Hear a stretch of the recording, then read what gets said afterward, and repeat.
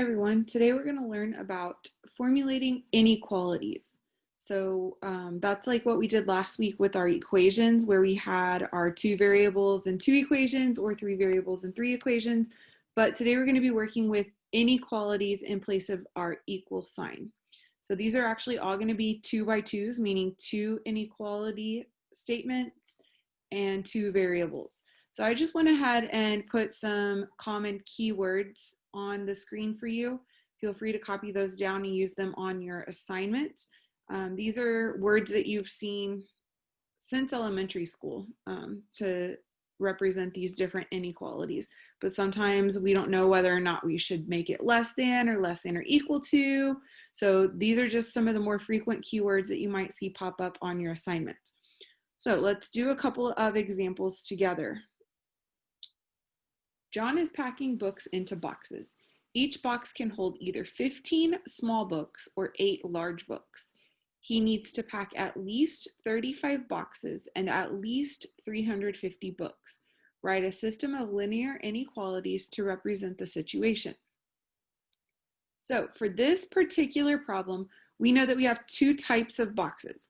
We know that we have boxes that hold small books and boxes that hold large books. What we don't know is how many of each type of those boxes we're packing. So the variables we're looking for in this situation is X can equal the number of small boxes, so the boxes of small books, and Y can equal the number of large boxes, so the number of boxes that have large books in them. So we need to come up with 2 inequalities to represent the situation. Okay, we know that we need to pack at least 35 boxes.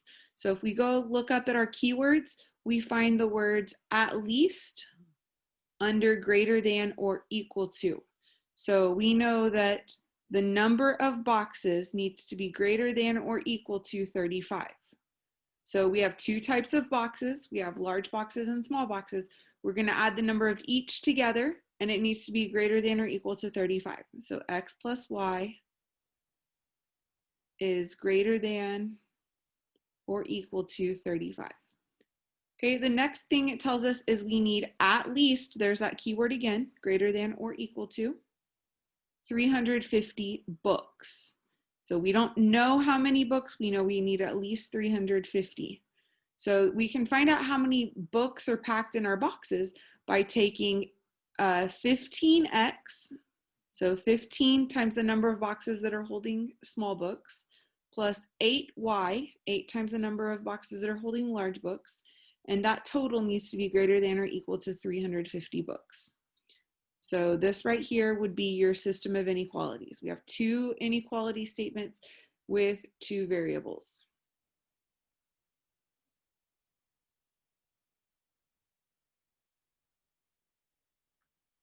Okay, let's look down here at number 3. Bill is doing a fundraiser for soccer. He needs to sell at least $100 worth of items. Candy bars cost $2 each and shirts cost $10 each. He must sell more than 4 candy bars. So we are selling 2 different things. We're selling candy bars and we're selling shirts. We don't know how many of each we sold. So our variables are going to be number of candy bars and number of shirts. So you could use C for candy and, oops, that's what I get for talking while I'm writing. You could use C for candy and S for shirt if you wanted to, but I'm just gonna stick with X and Y. So we need to sell at least, greater than or equal to, again, $100 worth of items. So we don't know how many of each we sold, but we can take the cost times the number sold to see how much money we made. So we could do 2 times X, $2 times the number of candy bars, plus 10Y, $10 times the number of shirts. That needs to be greater than or equal to 100. Now, the second part of this problem says he must sell more than, so more than is just a regular greater than symbol, 4 candy bars. So X is greater than 4. There's no plus, minus, there's no Y. We just need to sell more than 4 candy bars. And that right there is our system of inequalities that represents this problem. Okay, let's do one last example. Sam is going to the store to buy pumpkins. Small pumpkins cost $2.50 and large pumpkins cost $6. He needs to buy at least 20 pumpkins and can spend no more than $90. So here we're talking about pumpkins. We know the cost of a pumpkin. What we don't know is the number that he bought. So X is going to represent the number of small pumpkins. We're going to let Y represent the number of large pumpkins. And we're going to write 2 inequalities to represent this situation. So let's see. He can spend no more than $90. So no more means that we need to be less than or exactly equal to 90. Okay, just like the one above, we're going to find the cost by doing 250 times the number of small, X, plus $6 times the number of large, Y. We said that needs to be less than or equal to 90.